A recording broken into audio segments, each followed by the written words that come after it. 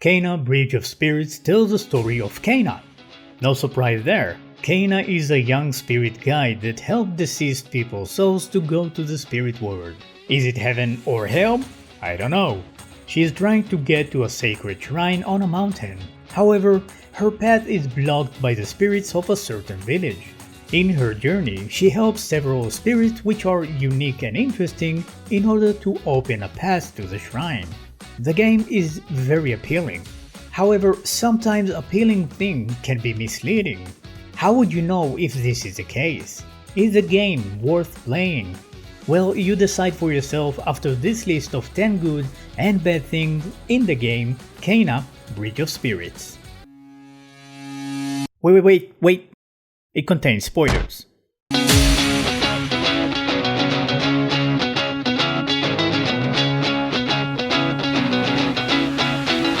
We will start with the 5 good things.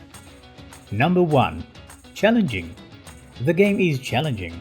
Whether it's the puzzles or combat, you will struggle very often.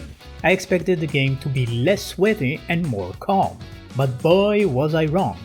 Although some of the puzzles were pretty easy to solve, the technique to solve them wasn't as easy.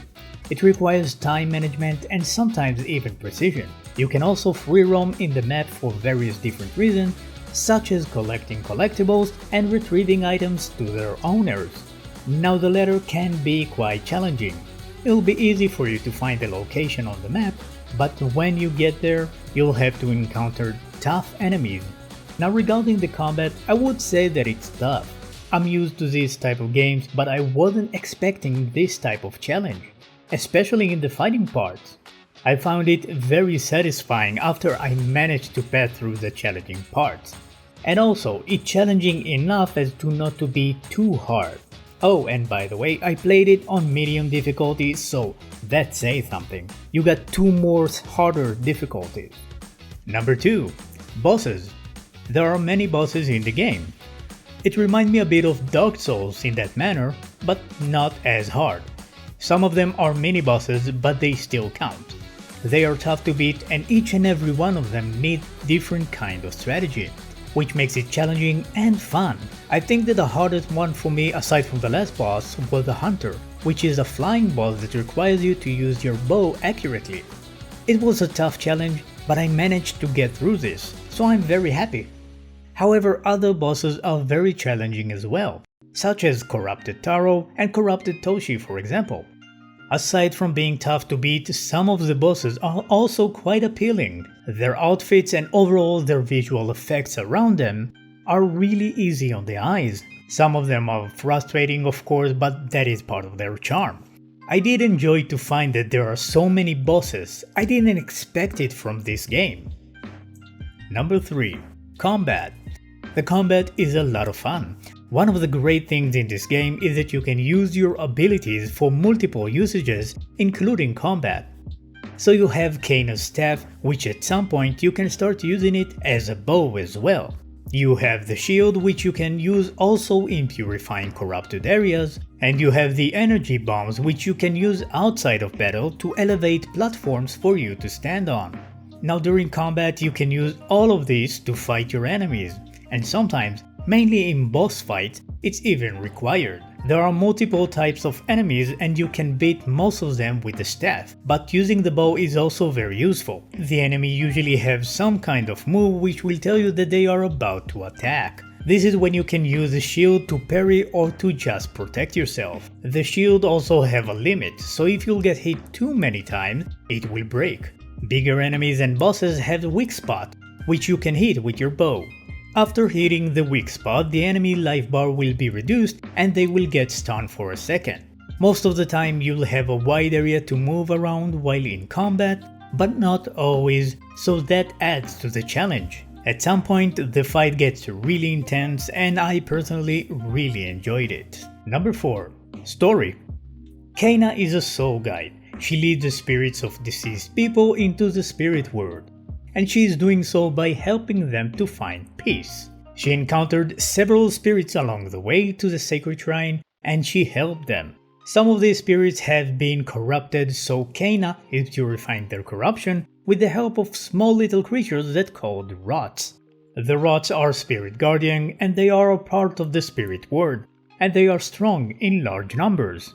Kaina uses the help of the rots in all kind of ways, such as purifying corruption, moving objects, and even fighting. Now regarding the story itself, Kaina is on her way to a sacred shrine up the mountain. She goes through a village near the mountain when she finds out that her way is blocked. The only way that she can get to the mountain is by helping the spirits and clearing up the path. By helping these spirits, she also learned the story of the village and the reason that there is a strong corruption. I feel like I used the word corruption so many times by now that it lost its meaning. Anyway, by doing all of this, she will get to the mountain and learn what led to the troubles of this village. It's a beautiful story, but kinda sad in a way. Number 5. Voice acting. There are a lot of things that you can say about the interaction between the characters. It's kind of annoying that some parts requires you to press a button to continue and some not. However, we are in the good thing part of the video, so let's talk about the voice acting. It is just amazing. The voice actors managed to insert the vibe of the game to their voices, grim and yet comforting at some times, as to make it feel like there were tragedies and yet comfortable silences. I was really impressed by the voice of Russo by Ellen Adelberg. He really did an amazing job. That weapon you carry, I sense it holds a deeper power. But not just Mr. Adelberg, all of the voices are very good and fitting. Making these kind of videos is a lot of fun and I do enjoy it, I really do. But I cannot do this full time without you. So if you like this content, please leave a comment, leave a like, subscribe, and let's continue with the list. The 5 bad things. Number 1. There's no hook. When I heard of this game before it released, I was very fascinated. Yes, it took me more than a year to finally play it, but who are you to judge me? So when I started playing the game, I was surprised that it's not that interesting. There was no hook. It didn't draw me in. The beginning is slow, the main character is not very interesting, and although the story is good, it is hard to follow it at the beginning. I struggled to find the interesting parts and it took me a few hours to get into it. It's kinda hard to play a game when there's nothing that motivates you to go on, and unfortunately, this game doesn't have it. It sold over 1 million copies on Steam, and barely less than 40% got to the first major boss fight. Now it can be due to the fact that it's a challenging game, but I actually believe that it's just a hard game to get into. Of course, once you are in, you will probably enjoy it, but does it worth hours of playing before you know it? I don't believe so. Number 2. Controls. The controls feels very jammed. It's kinda hard to explain, but I will try. Let's start with the jumping parts. Jumping between platforms is relatively easy to do. However, it is very easy to miss a platform as well, only because controlling the character is kind of slow. But that's not a major problem in compared to jumping on ledges. You will want to jump on a ledge, but you will always feel skeptical as to if it'll work. And that is because it's so easy to miss it due to the jumping force or even the angle that you jump from. I'll just explain that the angles are very sensitive. Not just the jumping, by the way.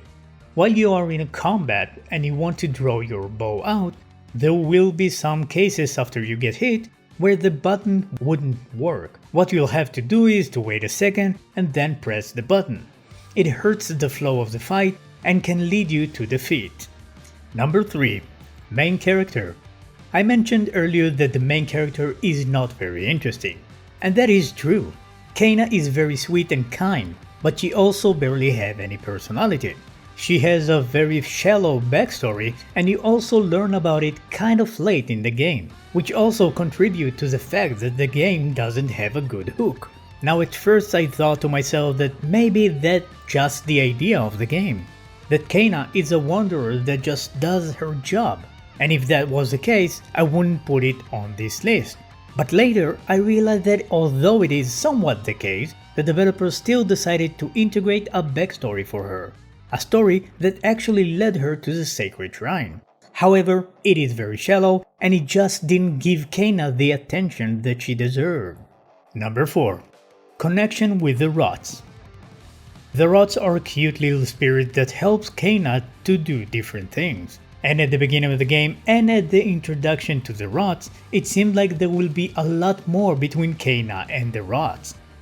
However, after the introduction part, the rots are just another tool for Kena, and there isn't much personal interaction between them. They're also mute so they can't speak, but you know what I mean. And the only major time that there is another personal interaction is near the end of the game. They could have been the heart of the game together with Kena, but at the end, they were just tools for her. Number 5. Upgrades. The melee attacks with the staff, the bow, the bomb, the shield, and the rots. Each of them have at least 3 upgrades. But here's my problem. Most of the upgrades are for special attacks that are consumable, which is fine. But there aren't any upgrades for the strength itself, which means that throughout the whole game, the melee, the bow, and the bombs have the same strength, and yet the enemies are getting tougher as the game progresses. So at some point it requires you to use all kinds of special attacks and more often. And as I stated, these special attacks are consumable, so good luck. I would have suggested the weapons will get more strength with each upgrade, including the special attack. But hey, I'm just a consumer. And that was the list. In conclusion, it is generally a fun game to play. It's challenging, it had a good story once you manage to get into it, and the boss fights are pretty fun.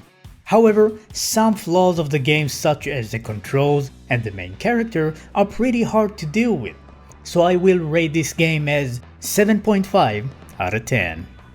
So if you played this game, please let me know what do you think about it in the comments below, and if you didn't play the game, let me know, would you like to try it? Would you want some tips? I don't know, let me know in the comments. Thank you so much for watching it up until now. Now leave a like, subscribe, and don't forget, enjoy your games.